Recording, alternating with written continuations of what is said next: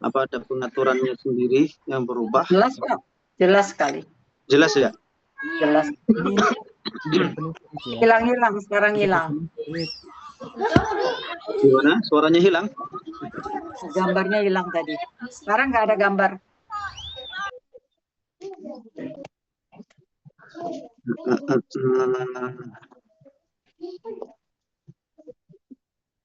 Gimana?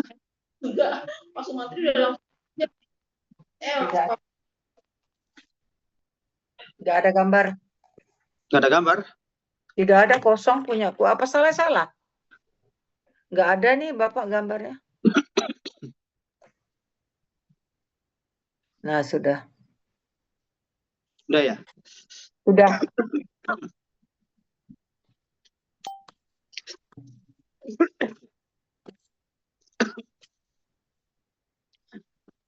Assalamualaikum warahmatullahi wabarakatuh. Waalaikumsalam warahmatullahi wabarakatuh. Bismillahirrahmanirrahim. Alhamdulillahi rabbil alamin. Lahun ni'matu wa lahul fadlu wa lahul thana'ul hasan. Salawatullahi alaihi wal malaikatil muqarrabin. Yang tidak ala sayyidina wa qurrati a'yunina Muhammad sallallahu alaihi wasallam. Allahul amin wa ala alihi wa ashabihi at-tayyibin at-tahirin. Allahumma la sahla illa ma ja'altahu sahla wa anta ya hayyu ya qayyum taj'alul hazna idza syi'ta sahla. Allahumma 'allimna ma jahilna wa dhakkirna ma nasina wa zidna 'ilma wa na'udzu bika min hali ahli an-nar. Alhamdulillahirabbil alamin. Puji dan juga syukur kita panjatkan kepada Allah Subhanahu wa taala. Salawat serta salam semoga senantiasa tercurah limpahkan kepada junjungan kita Nabi besar Muhammad sallallahu alaihi wasallam dan juga kepada keluarganya, para sahabatnya, dan juga orang-orang yang senantiasa menjalankan ajaran-ajaran agamanya. Mari kita luruskan niat kita belajar ilmu agama ini ikhlas hanya ingin mengharapkan ridha dan juga balasan pahala dari Allah Subhanahu wa taala. Seperti biasa kita awali terlebih dahulu majelis kita dengan bacaan Ummul Quran, suratul Fatihah kita hadiahkan kepada Rasulullah Muhammad sallallahu alaihi wasallam dan juga kepada Syekh Abdullah Al-Harari dan juga guru-guru kita yang telah mengajarkan ilmu agama yang bermanfaat untuk kita semuanya, serta kepada orang tua kita, sanak famili kita yang telah mendahului kita dengan keimanan dan juga keislaman. Ala hadhihi niyyah wa ala kulli niyyatin salihah. Al-Fatihah. A'udzu billahi minasy syaithanir rajim. Bismillahirrahmanirrahim. Alhamdulillahi rabbil alamin. Arrahmanir rahim. مالك يوم الدين إياك نعبد وإياك نستعين اهدنا الصراط المستقيم صراط الذين أنعمت عليهم غير المغضوب عليهم ولا الضالين آمين اللهم أصلح ثواب ما تقبل من أعمالنا الصالحة لما ذكرناهم آمين يا رب العالمين. Bapak-bapak, ibu-ibu jamaah yang dirahmati oleh Allah Subhanahu wa taala. Di kesempatan yang sebelumnya kita sudah membahas tentang sebagian tentang permulaan dari kisah Isra dan juga Mi'raj. Dan insyaallah taala kita akan melanjutkan pembicaraan kita, pembahasan kita tentang perjalanan Rasulullah sallallahu alaihi wasallam, perjalanan yang begitu istimewa, perjalanan yang sangat agung, yakni mukjizat dari baginda Rasulullah sallallahu alaihi wasallam yang biasa kita kenal dengan mukjizat Isra dan juga Mi'raj. Yang mana penting untuk kita yakini, penting untuk kita ketahui bersama bahwasanya para ulama menjelaskan bahwasanya Isra dan Mi'raj itu harus kita yakini benar adanya. Dan kita harus meyakini bahwasanya Isra dan Mi'raj itu terjadi pada baginda Rasulullah sallallahu alaihi wasallam di saat beliau di malam hari, ya, dan ini terjadi pada Rasulullah dengan jasad dan juga dengan ruhnya, ya, dengan jasad dan juga dengan ruhnya. Jadi perjalanan ini bukan hanya perjalanan ruhani saja, bukan hanya perjalanan yang dilalui oleh Rasulullah hanya dengan jiwanya saja, hanya dengan ruhnya saja, tidak. Bukan perjalanan yang merupakan mimpi. Bukan perjalanan yang merupakan mimpi di saat Rasulullah Shallallahu Alaihi Wasallam tidur. Memang benar sebelum Rasulullah Shallallahu Alaihi Wasallam beliau itu tidur, ya, sebelum Rasulullah melakukan perjalanan Isra dan juga dilanjutkan dengan Mi'raj. Rasulullah Shallallahu Alaihi Wasallam ketika itu tidur di rumah salah seorang bibi beliau yang namanya Ummu Hani. Namun ketika itu Rasulullah Shallallahu Alaihi Wasallam dibangunkan oleh malaikat Jibril. Dibangunkan oleh malaikat Jibril. Malaikat Jibril membelah atap Ummu Hani, atap rumah Ummu Hani ketika itu, tanpa ada sedikit pun debu ataupun pasir yang mengenai wajah suci, wajah mulia Rasulullah Shallallahu Alaihi Wasallam. Beliau diajak oleh malaikat Jibril dari rumah Ummu Hani ke dekat sumur Zam-Zam. Di situ Rasulullah Shallallahu Alaihi Wasallam dibelah, ya, untuk kedua kalinya atau untuk ketiga kalinya menurut sebagian ulama. Dada beliau kemudian dicuci, ya, jantung beliau dicuci oleh malaikat Jibril. Nah, ini artinya apa? Artinya Rasulullah Shallallahu Alaihi Wasallam ketika itu benar di awal beliau sudah tidur, tapi kemudian dibangunkan, dibawa oleh malaikat Jibril jasadnya dan juga ruhnya. Bukan hanya sekadar ruh saja, bukan hanya sekadar mimpi saja. Ini berlaku bagi perjalanan Isra dan juga berlaku juga bagi perjalanan Mi'raj. Ya, tidak ada seorang pun di antara ulama yang kemudian membedakan antara Isra dan Mi'raj. Oh, Isra dan Mi'raj, Isra itu terjadi dengan ruhnya dan juga jasad Nabi, sedangkan kalau Mi'raj hanya dengan ruhnya saja. Tidak, nggak ada yang membedakan seperti itu, karena memang tidak ada riwayat sedikit pun yang menjelaskan bahwa Rasulullah Shallallahu Alaihi Wasallam ketika beliau sudah sampai di kota Al-Qudus, sampai di Al-Masjid Al-Aqsa, sampai di Baitul Maqdis, beliau tidak ada riwayat sedikit pun yang menyebutkan bahwasanya ketika beliau sudah selesai mengimamin para nabi di Baitul Maqdis, di Al-Masjid Al-Aqsa, beliau tidur. Baru kemudian Mi'raj terjadi di saat Rasulullah tidur di dalam mimpinya. Nggak ada yang membedakan seperti itu. Nggak ada yang meriwayatkan bahwa Rasulullah tidur di saat Isra dan Mi'raj atau di pertengahan atau di antara Isra dan Mi'raj. Nggak ada. Artinya apa? Ini semuanya terjadi. Baik Isra dan Mi'raj, baik Isra maupun Mi'raj, dua-duanya terjadi dengan ruh dan juga jasad Rasulullah Sallallahu Alaihi Wasallam. Karena seandainya kalau misalnya ada orang mengatakan bahwasanya ini hanya sekadar mimpi saja, ya. Kalau misalnya demikian, kalau memang benar Rasulullah melakukan perjalanan Mi'raj atau Isra dan Mi'raj itu hanya dengan ruhnya saja, di dalam mimpinya saja, di saat beliau masih tidur, jasadnya masih di dalam rumah Ummu Hani, dan beliau tidur di situ, tidak dibangunkan, tidak dibawa jasadnya oleh malaikat Jibril ke Masjidil Haram dan seterusnya. Seandainya ini hanya terjadi hanya dengan mimpinya saja, maka keesokan harinya, ketika Rasulullah Shallallahu Alaihi Wasallam menceritakan tentang mimpi beliau melakukan perjalanan Isra dan Mi'raj ini, maka nggak ada satupun di antara orang kafir Quraisy yang menentangnya. Ya.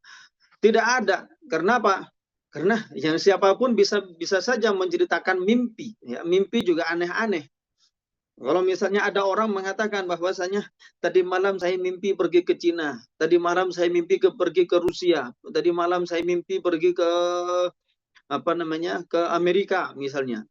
Dalam satu malam, dalam satu kali tidur, ya, bisa mimpi 3 kali, atau dalam satu mimpi itu pergi ke Cina, langsung ke Amerika, langsung ke pun ada yang mengaku demikian, ya kan, bisa saja ada yang mengaku demikian dan nggak ada yang mengingkarinya, ya namanya juga mimpi, ya kan. Akan tetapi ketika itu apa yang terjadi? Para orang-orang kafir Quraisy ketika itu menentang, ya tidak membenarkan apa yang disabdakan oleh Rasulullah Shallallahu Alaihi Wasallam. Mereka tidak menerima apa yang disampaikan oleh Rasulullah tentang perjalanan Isra dan Mi'raj, sampai datanglah Sayyidina Abu Bakar As-Siddiq. Beliau berjuluk, ya, mendapatkan gelar, mendapatkan julukan As-Siddiq karena memang beliau adalah orang yang sangat membenarkan apapun yang disampaikan oleh Rasulullah Sallallahu Alaihi Wasallam, baik dalam urusan dunia, baik dalam urusan tentang urusan duniawi, ataupun dalam urusan akhirat, tentang urusan-urusan yang diwahyukan oleh para malaikat ke dunia, ya kan, hingga permasalahan-permasalahan yang termasuk diantaranya adalah di mana Rasulullah Shallallahu Alaihi Wasallam melakukan perjalanan Isra dan Mi'raj dalam jarak yang begitu jauh dengan waktu yang begitu singkat, sekitar sepertiga malam. Ya, subhanallah, subhanallah. Artinya apa? Artinya ini menunjukkan juga bahwasanya memang benar Isra dan Mi'raj itu terjadi bukan dengan ruhnya Nabi saja. Bukan hanya sekadar perjalanan dalam mimpi Nabi saja, di dalam tidurnya di malam itu. Tidak. Akan tetapi memang ini perjalanan yang terjadi atau dilakukan oleh Rasulullah Shallallahu Alaihi Wasallam di saat beliau jaga, beliau tidak tidur. Rasulullah melakukannya dengan ruh dan juga jasadnya. Ya, dengan ruh dan juga jasadnya. Jika kemarin kita menjelaskan bahwa Rasulullah Shallallahu Alaihi Wasallam melakukan perjalanan Mi'raj, perjalanan Isra, di mana perjalanan Isra ini dilaksanakan oleh Rasulullah Shallallahu Alaihi Wasallam dari mana? Dari Al-Masjidil Haram, di mana Rasulullah Shallallahu Alaihi Wasallam menaiki hewan yang bernama Buraq. Buraq ini adalah hewan yang diturunkan dari surga, hewan surga, ya, hewan surga, hewan yang apa namanya tidak ada di bumi, bukan hewan endemik endemik atau apa ya, bukan hewan dari bumi, tidak. Jadi di surga itu ada beberapa hewan-hewan yang tidak biasa kita lihat di bumi atau yang tidak ada di bumi, ya. Termasuk diantaranya buraq, termasuk diantaranya nanti penduduk surga itu akan menaiki hewan namanya kuda, ya, beneran kuda, tapi kudanya punya sayap, ya kan? Ini ada kudanya punya sayap. Mungkin orang menggambarkan bahwasanya itu adalah Pegasus, ya. Allahu a'lam, mungkin saja benar, mungkin saja tidak.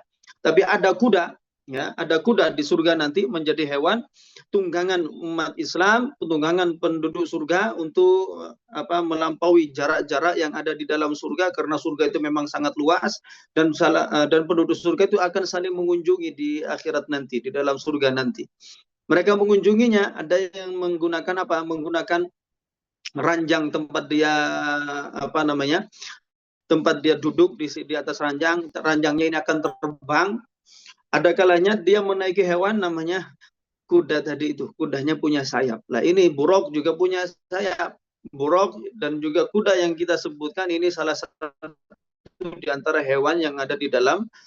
Nah, itu dia. Kemudian Rasulullah Shallallahu Alaihi Wasallam melakukan perjalanan Isra mulai dari Al-Masjidil Haram, kemudian beliau finishnya di mana perjalanan Isra ini? Perjalanan Isra ini berakhir di Al-Masjidil Aqsa, ya, berakhir di Al-Masjidil Aqsa, di mana di dalam perjalanan ini Rasulullah enggak sekali jalan kemudian langsung nyampe ke Al-Masjidil Haram, Al-Masjidil Aqsa, enggak. Langsung nyampe ke Baitul Maqdis, tidak, ya, tidak. Tapi di perjalanan tersebut Rasulullah Shallallahu Alaihi Wasallam melakukan atau melaksanakan beberapa kali persinggahan, di mana Rasulullah Shallallahu Alaihi Wasallam diantaranya beliau singgah kemana? Ke Yathrib, ya, ke Yathrib. Yathrib ini adalah nama asal dari kota Madinah. Ketika itu Rasulullah Shallallahu Alaihi Wasallam belum hijrah ke Madinah. Madinah itu disebut dengan Al-Madinah karena memang Nabi berada di situ, ya. Jadi Al-Madinah. Jadi Madinah yang kita kenal itu itu ada namanya al-nya. Namanya itu ada al-nya, Al-Madinah. Jadi kalau disebut Al-Madinah, maka yang dimaksud itu adalah Madinah atau kota Nabi. Ya, beliau juga singgah ke kota Madian. Beliau juga singgah ke Bukit Tur Saina. Tur Saina itu adalah bukit di mana Nabi Musa mendengarkan kalam Allah Subhanahu wa taala, kalam yang bukan huruf, kalam yang bukan bahasa, kalam yang bukan berupa suara, ya, kalam yang tidak sama dengan satupun dari kalam makhluknya. Sama sekali nggak bisa kita bayangkan. Kalam Allah bukan suara. Kalau kita mendengar suara orang, mendengar perbincangan orang, maka yang kita dengar itu adalah suaranya. Kita dengar dengan telinga kita. Nabi Musa mendengar kalam Allah. Di mana Nabi Musa? Nabi Musa berada di Bukit Tur Saina, tapi Allah tidak berada di situ. Ya, Allah tidak berada di bumi, tidak berada di Bukit Tur Saina. Nabi Musa mendengarkan kalam Allah yang bukan berupa huruf, suara ataupun bahasa. Ya, ketika itu Nabi Musa mendengarkan kalam Allah. Dan di perjalanan Mi'raj ini, ya, nantinya Nabi Muhammad SAW juga mendengarkan kalam Allah Subhanahu wa taala, kalam yang bukan berupa huruf, suara ataupun bahasa. Nabi Muhammad SAW dalam perjalanan Isra, beliau juga melihat, ya, bukan hanya melihat, ya, beliau turun, diminta oleh malaikat Jibril untuk turun di mana? Di suatu tempat di Palestina sana yang dikenal dengan Baitul Laham. Baitul Laham atau sebagian orang menyebutnya dengan sebutan Bethlehem, yang mana di situ adalah tempat lahirnya Nabi Isa alaihi salatu wassalam. Jadi beliau Nabi Muhammad sallallahu alaihi wasallam ini beliau singgah di tempat-tempat tersebut, ya. Beliau singgah di tempat-tempat tersebut ketika itu Nabi masih di bumi, ya kan? Di perjalanan Isra itu adalah perjalanan yang masih di bumi. Awalnya bermula dari Al-Masjidil Haram, berakhir di Al-Masjidil Aqsa, di Baitul Maqdis. Ya, ketika itu Nabi Muhammad SAW diminta oleh malaikat Jibril untuk singgah di tempat-tempat tersebut, sholat di tempat-tempat itu. Di masing-masing tempat yang kita sebutkan tadi itu, Nabi Muhammad SAW melakukan sholat sunnah 2 rakaat. Ustaz, itu wahyu perintah sholat 5 waktu kan adanya di malam Mi'raj. Itu kan Nabi belum Mi'raj, masih Isra saja. Ya, kita bilang, ya memang sholat 5 waktu memang belum disyariatkan ketika itu. Ya, Nabi sholat pertama kali dari sholat 5 waktu yang beliau lakukan itu adalah sholat zuhur, ya, keesokan harinya.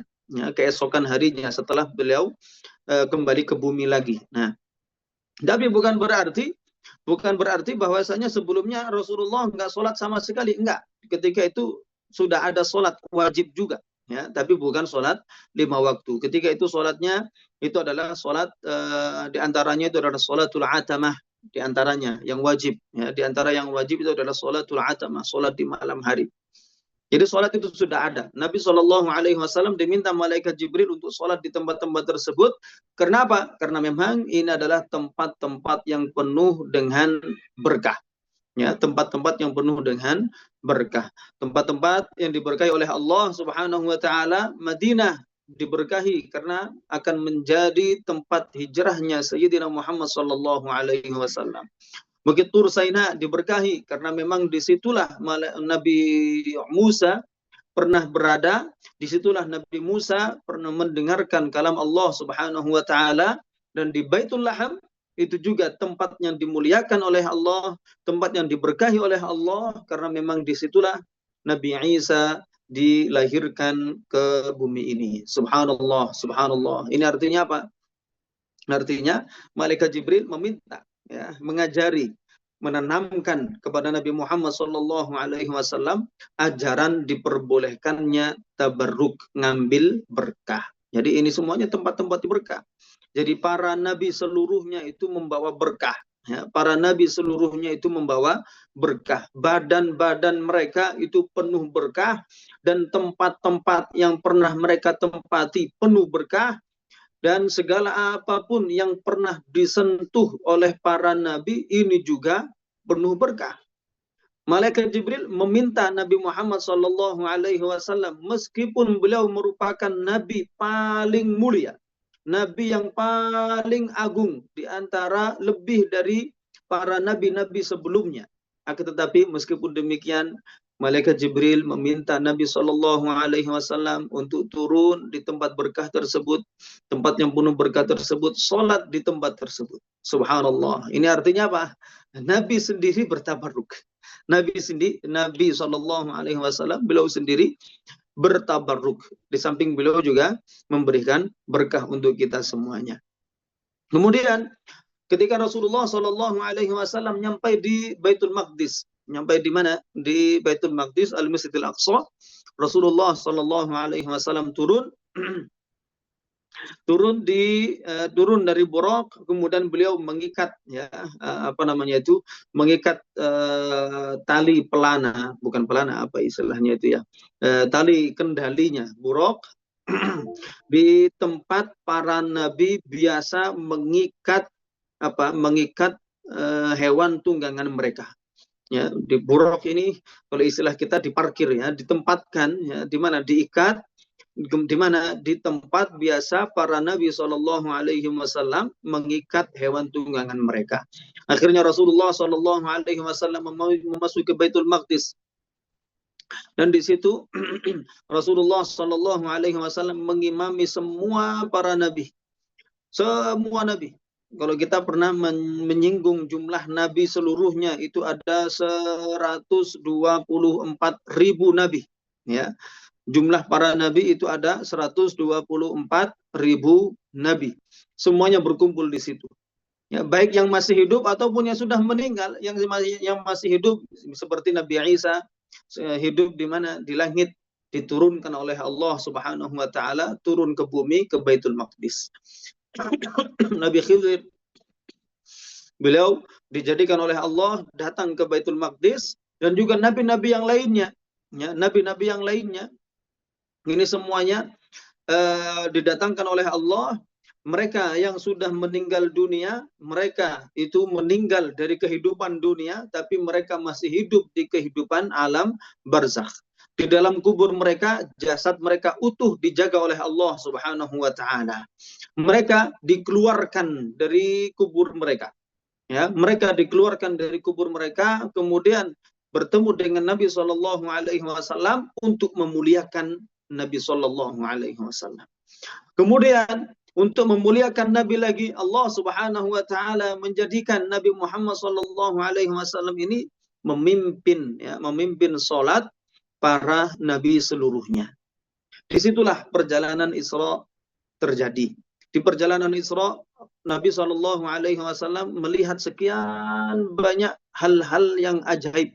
Ya, Nabi SAW melihat sekian banyak hal-hal yang aneh. Ya, sekian banyak hal-hal yang aneh. Di antaranya itu adalah orang-orang yang beliau melihat ada orang yang menjulurkan lidahnya, kemudian lidahnya dipotong dengan maqarid minnar, dengan gunting-gunting yang tercipta dari api. Subhanallah. Kemudian lidahnya keluar lagi, tumbuh lagi, kembali seperti semula, digunting lagi, dan seterusnya. Ini siapa? Ini perumpamaan dari khutbah al-fitnah.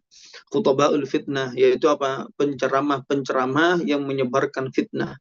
Fitnah yang dimaksud di sini itu adalah ajaran-ajaran yang tidak sesuai dengan ajaran Rasulullah SAW. Orang yang menceramahkan kepada umat manusia, kepada masyarakat, hal-hal yang tidak sesuai dengan ajaran Rasulullah SAW. Dan juga Rasulullah SAW melihat ada orang itu kepalanya itu dikepruk itu ya, dihantam, dipukul, dihancurkan dengan batu yang sangat besar, ya, dipukulkan ke kepala mereka, kemudian sampai hancur. Kemudian setelah itu kembali lagi utuh seperti semula, dipukul lagi, dan seterusnya. Ini ibarat bagi siapa? Ini adalah perumpamaan dari orang yang lalai dari melaksanakan sholat 5 waktu.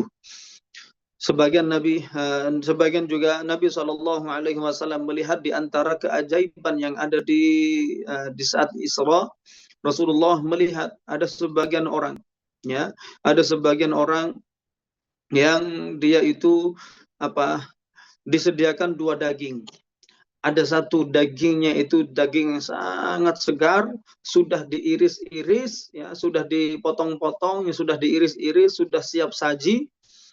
Ada juga dihidangkan kepada mereka hidangan daging yang busuk. Ini kata malaikat Jibril kepada Rasulullah Shallallahu Alaihi Wasallam, mereka ini memilih daging yang busuk ini.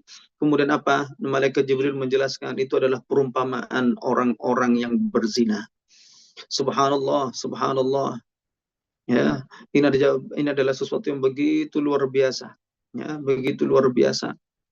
Perumpamaan yang sangat penuh dengan hikmah. Kalau misalnya kita mengambil hikmah dari ini, maka sekian banyak hikmah kita dapatkan.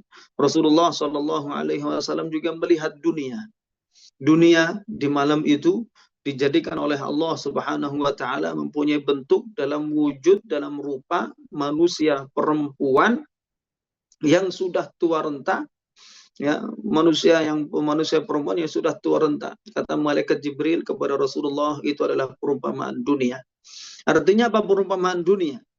Lihat, kenapa kok diumpamakan atau diwujudkan oleh Allah Subhanahu Wa Taala dunia itu dijadikan dalam bentuk perempuan, karena memang perempuan itu adalah sesuatu yang biasanya sangat menarik bagi lawan jenis, ya kan? Akan tetapi kenapa kok kemudian perempuannya dalam wujud perempuan, dalam bentuk, dalam rupa perempuan yang sudah tua renta? Artinya apa? Artinya ini menunjukkan bahwasanya orang dunia itu sudah melalui sebagian besar dari usianya. Tersisa sedikit sebelum dia meninggal dunia, ya. Ini ibarat bagi seorang manusia, kalau udah tua berarti sebentar lagi dia sudah meninggal, ya kan? Artinya apa? Dunia ini tidak akan menjadi sesuatu yang kekal untuk kita semua. Dunia tidak akan kekal untuk kita semua, maka mari kita cari dunia, tapi kita tidak tidak menautkan hati kita pada kecintaan hati kita kepada dunia. Kita mencari dunia untuk apa? Untuk bekal akhirat. Kita cari dunia untuk bekal beribadah. Kita mendapatkan sebagian harta, kita infakkan fi sabilillah.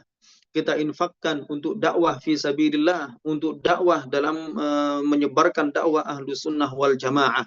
Kita mencari harta, memang itu adalah sesuatu yang tidak dilarang dalam agama, akan tetapi kita harus pandai-pandai bagaimana kita mencari harta, dan juga kita pandai-pandai dalam mentasarrufkan, membelanjakan harta ini. Apa yang kita cari, apa yang kita dapatkan dari harta ini semuanya akan sirna, akan musnah. Yang tersisa bagi kita adalah sebagian dari harta kita yang sudah kita infakkan, sudah kita belanjakan, sudah kita tasarrufkan untuk kebaikan di akhirat kita nanti. Oleh karenanya, di antara yang dilihat oleh Rasulullah Sallallahu Alaihi Wasallam itu adalah bahwa Rasulullah Sallallahu Alaihi Wasallam melihat sekian banyak orang yang mana mereka itu menanam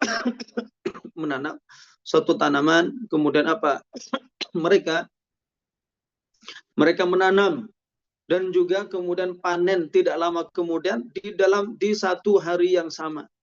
Ya, ini siapa? Ini berlaku. Ini adalah perumpamaan bagi orang-orang yang jihad fi sabilillah. Jihad fi sabilillah, berperang di jalan Allah, ini berlaku bagi 2 macam jihad. 2 macam jihad. Jihad yang pertama itu adalah jihad bisinan. Artinya jihad bisinan itu adalah jihad dengan menggunakan alat perang, dengan pedang dan semacamnya, perang secara fisik melawan orang-orang non-muslim. Ya, ini jihad yang pertama. Ini adalah jihad yang begitu luar biasa, pahalanya sangat besar. Dan jihad yang kedua, ini adalah jihad bil lisan, ya, atau jihad bil bayan. Jihad dengan lisan kita, dengan kita menjelaskan bagaimana ajaran Rasulullah Sallallahu Alaihi Wasallam yang benar itu bagaimana. Jihad dengan menegakkan dalil-dalil terhadap argumen-argumen terhadap keyakinan ahlu sunnah wal jamaah. Ya, ini Ustaz, saya nggak bisa untuk menjelaskan hal yang seperti ini, tapi saya punya harta. Maka kata Rasulullah Sallallahu Alaihi Wasallam, "Man jahhaza ghaziyan, faqad ghaza." Barang siapa yang menyiapkan orang untuk berjihad, maka maka faqad ghaza, maka dia telah berjihad. Ya, artinya apa? Artinya dia mendapatkan pahala serupa dengan pahala orang yang berjihad. Meskipun dia tidak bisa berjihad dengan fisiknya, nggak bisa berjihad dengan menjelaskan kebenaran bagaimana. Dia nggak mempunyai kemampuan untuk hal itu. Dia meyakini kebenaran, tapi nggak mampu untuk menyebarkan kebenaran ini dengan lisannya. Maka dia bisa ikut andil dalam berjihad dengan membekali orang-orang yang membutuhkan dana dalam urusan untuk apa? Untuk berjihad, menjelaskan, menegakkan dakwah ahlu sunnah wal jamaah. Ya, ini semuanya. Ini adalah di antara hal yang bisa kita petik dari pelajaran dari perjalanan Isra dan juga Mi'raj. Subhanallah. Kalau kita lihat pesantren-pesantren, ada sebagian pesantren-pesantren yang dibangun oleh orang-orang di luar ahlu sunnah wal jamaah, terbangun dengan begitu cepat, dibangun dengan begitu luas dan juga megah. Ya kan? Mereka sanggup untuk menggratiskan santri-santri mereka. Ya, kasih beasiswa sana, kasih beasiswa sini. Ini siapa? Artinya apa? Mereka punya dana. Mereka punya dana. Sedangkan kita Ahlus Sunnah wal Jamaah itu kita sangat membutuhkan ya. Mereka dengan dana mereka nggak sanggup untuk mengalahkan kita. Ya, kita kalau misalnya kita sudah punya dalil, kita sudah punya argumen, kita sudah punya hujah-hujah yang begitu luar biasa. Namun ini semuanya tidak menutup kebutuhan kita, bahwasanya kita juga butuh pada dana. Ya, kita menyebarkan ilmu ahlu sunnah bukan hanya di masjid-masjid yang sudah dibangun saja. Kita butuh juga untuk membangun pesantren-pesantren. Kita butuh juga untuk membangun sekolah-sekolah. Untuk apa? Untuk kemudian bisa menyebarkan ajaran ahlu sunnah wal jamaah ini kepada setiap lapisan masyarakat yang hobi di masjid. Kita kasih ceramah mereka di masjid. Anak-anak kecil kita masuk kepada mereka di sekolah-sekolah mereka.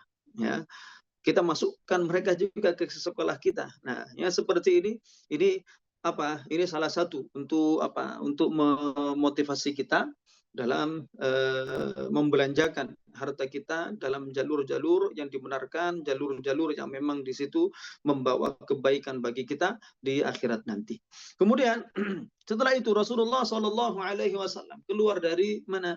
Keluar dari setelah sholat di Baitul Maqdis. Rasulullah Shallallahu Alaihi Wasallam keluar dari Baitul Maqdis. Di dekat Baitul Maqdis itulah kemudian Allah Subhanahu wa taala menurunkan menjadikan ada istilahnya Mi'raj. Jadi Mi'raj itu sebenarnya itu apa? Mi'raj itu adalah nama bagi sulam. Nama bagi apa? Nama bagi semacam tangga. Ya, jadi kalau Isra itu apa? Isra itu adalah perjalanan di malam hari. Mi'raj itu apa? Mi'raj itu adalah sulam. Sulam itu tangga. Jadi Mi'raj dalam bahasa Arab itu artinya adalah alat untuk uruj. Mi'raj itu adalah alatul uruj. Al-uruj itu artinya naik, alat untuk naik. Alat yang digunakan oleh Rasulullah Sallallahu Alaihi Wasallam untuk naik ketika itu adalah tangga. Yang mana tangga ini dijadikan oleh Allah Subhanahu Wa Taala turun dari langit ke bumi. Yang mana masing-masing anak tangganya itu satu anak tangga terbuat dari emas, di atasnya lagi dari perak, di atasnya lagi dari emas, di atasnya lagi dari perak, dan begitu seterusnya. Ya, ini memang ini memang tangga. Rasulullah Shallallahu Alaihi Wasallam menaikinya. Rasulullah menaikinya, ya, menaiki anak tangga ini satu persatu. Namun bukan seperti kita naik anak tangga biasa, tidak. Satu anak tangga dinaiki oleh Rasulullah sudah mencapai sekian tinggi, ya kan? Beberapa anak tangga tidak butuh waktu lama, Rasulullah sudah sampai ke langit. Padahal jarak antara bumi dengan langit dengan perjalanan normal itu membutuhkan waktu 500 tahun perjalanan. Subhanallah. Ini semuanya ditempuh oleh Rasulullah di mana? Di perjalanan mulai dari awal sampai akhir Isra dan Mi'raj itu sepertiga malam saja.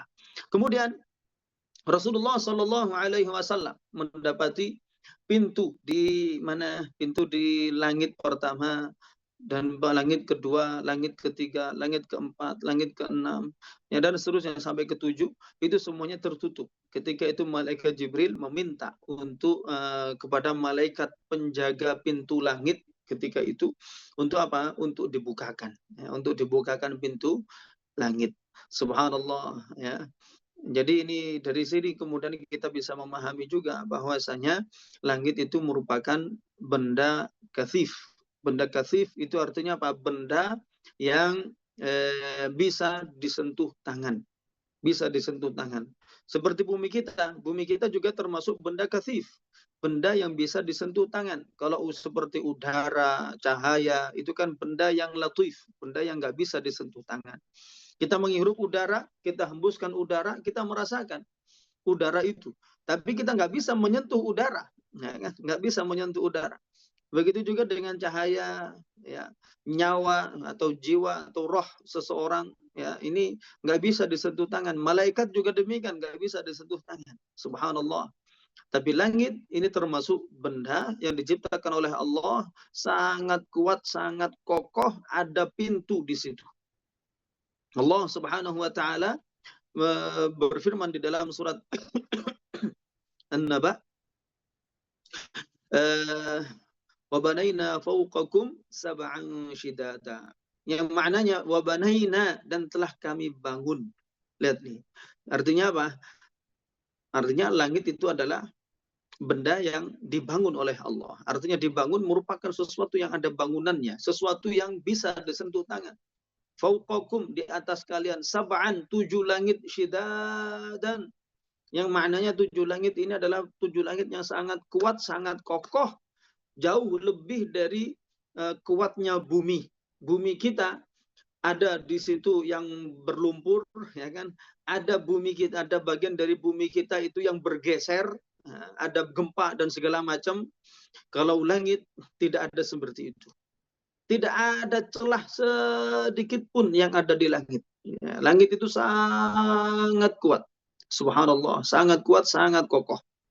Dan di langit itu ada pintu-pintunya. Masing-masing pintu dijaga oleh malaikat. Ketika itu Rasulullah Shallallahu Alaihi Wasallam memasuki langit pertama, langit kedua, dan seterusnya hingga naik ke langit ke-7. Kemudian jika kita kembali ke ayat Isra, ke ayat atau ayat pertama surat Al-Isra, Allah Subhanahu wa taala berfirman, Subhanalladzi asra bi'abdihi laylan minal masjidil haram ilal masjidil aqsa alladzi barakna hawlahu linuriyahu min ayatina.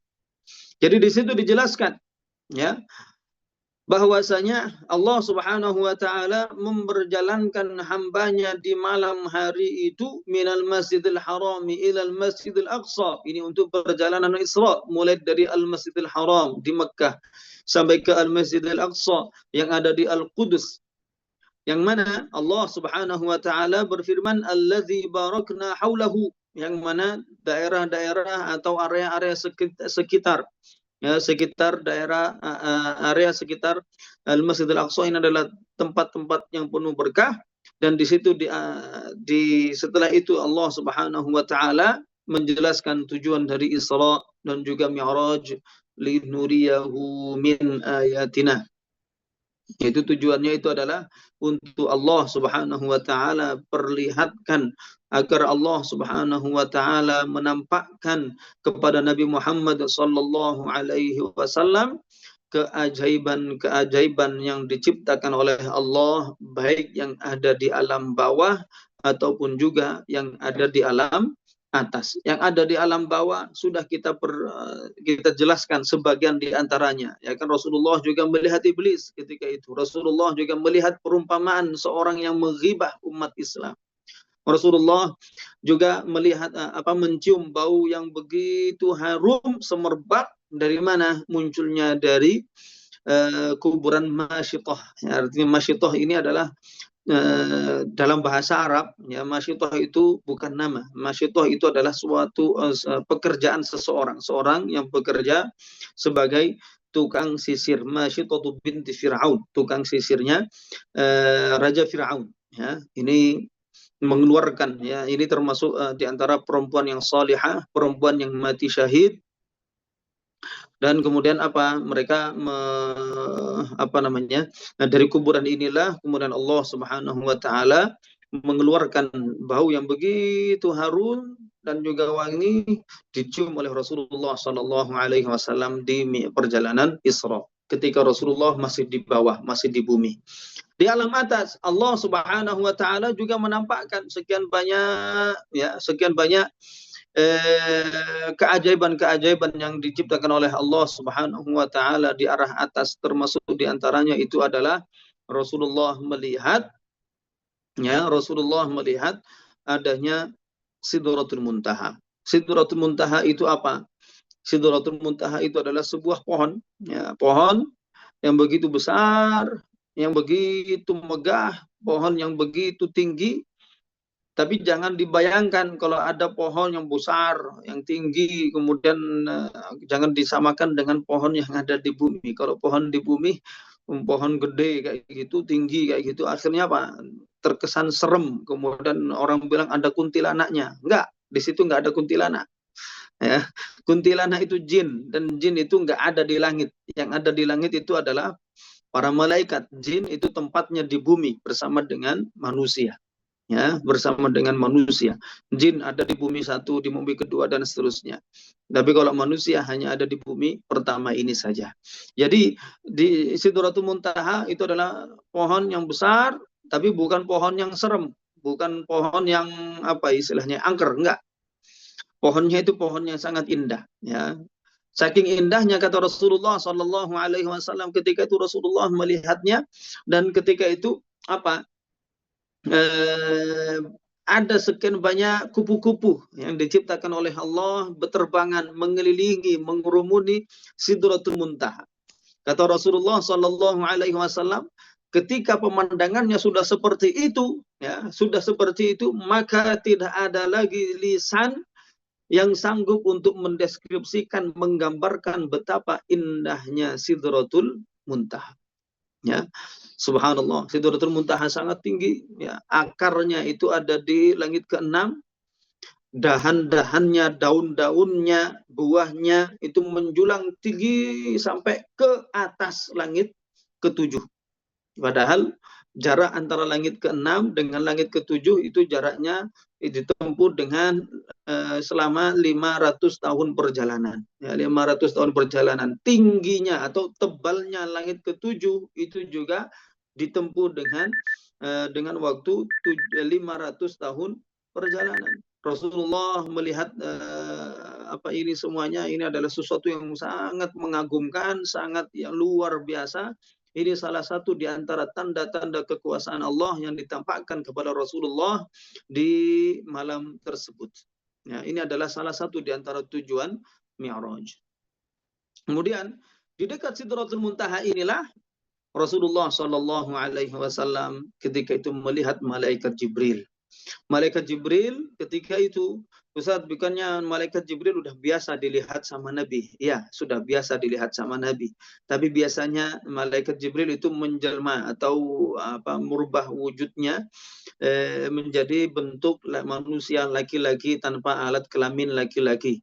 Terkadang malaikat Jibril juga menjelma dalam bentuk unta yang sangat besar, ya, untuk menakuti orang kafir Quraisy yang mau menjelakai Nabi. Ya, subhanallah. Tapi di saat itu untuk kedua kalinya Rasulullah Shallallahu Alaihi Wasallam melihat malaikat Jibril dalam wujud aslinya, dalam bentuk aslinya, bentuk yang merupakan benda yang latif, benda yang nggak bisa disentuh tangan, benda yang diciptakan oleh Allah dari cahaya. Ya, malaikat Jibril mempunyai sekian ratus sayap, Ya, sayapnya itu ratusan, 600 sayap beliau punya. Ya, malaikat Jibril punya 600 sayap. Ya, subhanallah. Ini 600 sayap, bukan 600 bulu dengan 2 sayap, enggak. Ya, 600 sayap, 600 sayap. Sayapnya itu ada 600. Subhanallah. Bulu-bulunya sangat indah. Bulu-bulunya sangat indah, berwarna-warni seperti intan permata. Subhanallah. Malaikat Jibril sangat besar. 2 dari 600 sayapnya itu ketika dibentangkan, ketika apa istilahnya itu dibentangkan, ketika ya dibentangkan, dikepakkan oleh malaikat Jibril 2 itu sudah bisa untuk menutup antara langit dan bumi. Subhanallah. Malaikat Jibril dengan ukuran segitu besarnya, ya, malaikat Jibril dengan ukuran segitu besarnya mendekat kepada Nabi Shallallahu Alaihi Wasallam di dekat Sidratul Muntaha, ya, di dekat Sidratul Muntaha, mendekat, mendekat, mendekat. Maka inilah yang kemudian difirmankan oleh Allah Subhanahu Wa Taala, dikisahkan oleh Allah Subhanahu Wa Taala dalam surat An-Najm. Thumma dana fatadalla fakana qaba qausaini au adna. Subhanallah. Thumma dana fatadalla. Kemudian malaikat Jibril mendekat. Fatadalla, kemudian turun, mendekat, mendekat, mendekat. Fakana qaba qausaini au adna. Maka jarak antara malaikat Jibril dengan Nabi Muhammad sallallahu alaihi wasallam ketika itu berjarak sekitar 2 hasta au adna, dan bahkan lebih dekat lagi. Lihat, bayangkan Rasulullah yang ukuran badannya nggak jauh seperti badan kita. Ya, Rasulullah yang ukuran badannya nggak jauh seperti badan kita. Malaikat Jibril segitu besarnya mendekat kepada Nabi sallallahu alaihi wasallam. Mendekat, mendekat, mendekat sampai sejarak 2 hasta dengan hasta tangan atau bahkan lebih dekat lagi. Ini karena memang saking girangnya malaikat Jibril, saking senangnya, saking cintanya malaikat Jibril kepada Rasulullah sallallahu alaihi wasallam. Subhanallah, subhanallah. Jadi ini yang kemudian dijelaskan oleh para ulama dan juga dijelaskan oleh Rasulullah bahwa malaikat Jibril itulah yang kemudian turun mendekat kepada Nabi Shallallahu Alaihi Wasallam.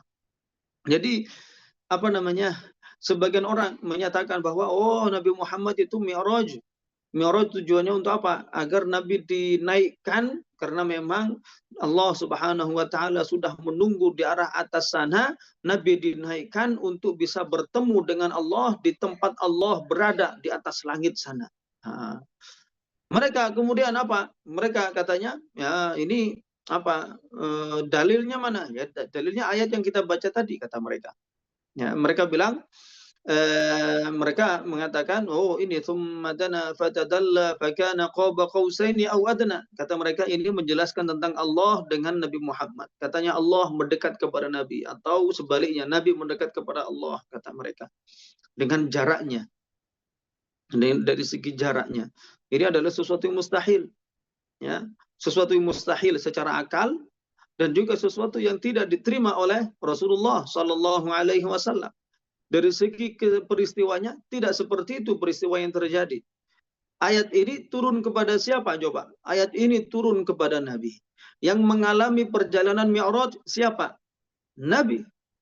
Nabi, beliau yang mengalami perjalanan Mi'raj, beliau tahu betul siapa yang terjadi, apa yang terjadi ketika itu. Siapa yang mendekat kepada siapa, Nabi sangat tahu betul terhadap ayat tersebut. Ayat ini juga diturunkan kepada Nabi. Lalu siapa lagi yang lebih tahu maknanya kecuali Nabi sallallahu alaihi wasallam? Dalam Sahih Al-Bukhari, ya, suatu ketika Sayyidah Aisyah radhiyallahu anha membaca ayat tsumma dana fatadalla fakana qaba qausaini au adna. Kemudian Sayyidah Aisyah istri. Baik, jika dirasa tidak ada pertanyaan, maka saya berharap bahwasanya iya. Iya.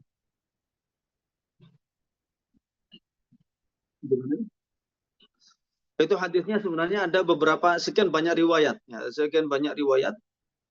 Di antaranya itu adalah Sayyidah Aisyah bertanya tentang makna ayat ini tadi, dan juga sebagian mencerita tentang ayat yang satu rangkaian dengan ayat ini.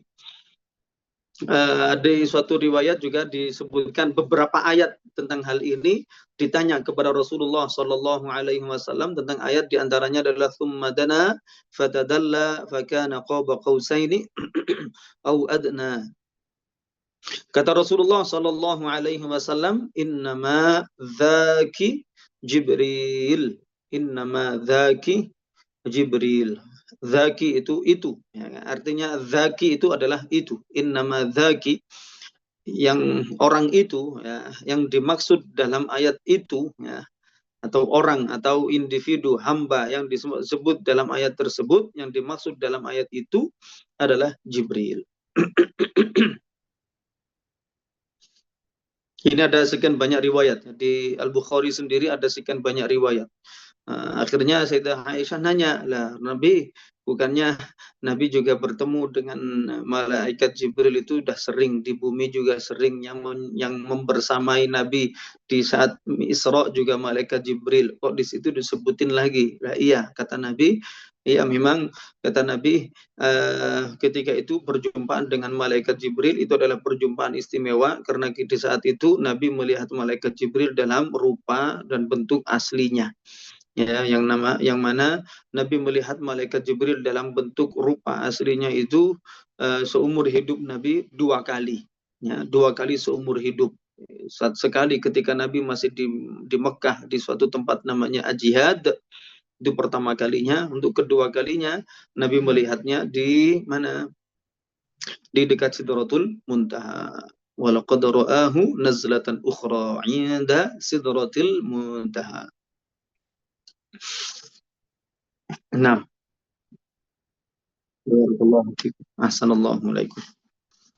Saya kira demikian yang bisa kita sampaikan. Semoga Allah Subhanahu wa taala menambah keimanan kita dan juga menguatkan keimanan kita sehingga kita bisa menjadi hamba yang keimanannya sempurna dan menjadi umat Nabi sallallahu alaihi wasallam, umat Nabi yang paling mulia, umat yang mulia, sehingga kita bisa berjumpa dengan Nabi Sallallahu Alaihi Wasallam kelak di yaumil qiyamah, mendapatkan syafaat dari Rasulullah Sallallahu Alaihi Wasallam. Amin ya rabbal alamin. Kita akhiri dengan bacaan tahlil, salawat istighfar bersama-sama. La ilaha illallah. Allahumma salli ala sayyidina Muhammad wa ala alihi wa sahbihi wa sallim. Rabbi ighfir li wa liwalidayya wa lil mu'minina wal mu'minat. Walhamdulillahi rabbil alamin. Barakallahu fikum. Assalamualaikum. Terima kasih Mas Dafin sudah memfasilitasi ini semuanya. Terima kasih Ibu Min, Ibu Terima kasih Pak Ustadz. Ibu Diana, Mas Erik, Ibu Umi Eva, dan seterusnya. Barakallahu fikum. Assalamualaikum warahmatullahi wabarakatuh. Waalaikumsalam warahmatullahi wabarakatuh. Terima kasih Ustaz. Iya, itu apa namanya, Mas Davin ada yang nanya tadi, ada yang pingin ikut grup di kajian ini, ada grupnya apa enggak itu? Tolong Ibu, siapa itu? Ibu Wardiati, ya, Ibu Wardiati. Nanti silakan hubungi adminnya, Ibu Wardiati. Barakallahu fiik. Ya, tolong Ibu Wardiati